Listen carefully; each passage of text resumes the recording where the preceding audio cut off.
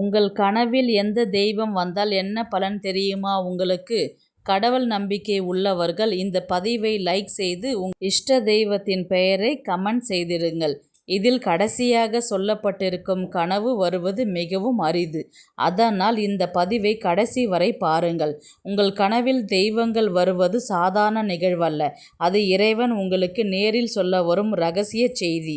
உங்கள் கனவில் விநாயகர் வந்தால் நீங்கள் எடுத்து வைக்கும் காரியம் வெற்றியோடு முடியும் என்று அர்த்தம். முருகன் வந்தால் நீங்கள் முருகனிடம் என்ன நினைத்து வேண்டுகின்றீர்களோ அது அப்படியே நடக்கும் என்று அர்த்தம். பெருமாள் வந்தால் கூடிய விரைவில் செல்வந்தராக கூடிய வாய்ப்புகள் மிக அருகில் உள்ளது என்று அர்த்தம். சிவபெருமான் வந்தால் நீங்கள் ஒரு நல்ல ஆன்மீகவாதி என்று அர்த்தம். கிருஷ்ணர் கனவில் வந்தால் உங்கள் எதிரி உங்களை விட்டு நிரந்தரமாக வெளியேறி விடுவார் என்று அர்த்தம். இதுவே கனவில் முருகன் ஆறுமுகனாக வந்தால் உங்கள் வீட்டில் குழந்தை செல்வங்கள் தவழப் போகின்றது என்று அர்த்தம். கடைசியாக மிக முக்கியமாக கனவில் சிவலிங்கம் தோன்றுவது என்பது மிக அரிது. யாருக்கும் அப்படி அமைந்து விடாது. அப்படி உங்களுக்கு அமைந்து விட்டால் நீங்கள் பிறவி பலனை அடைந்து விட்டீர்கள் என்று அர்த்தம்.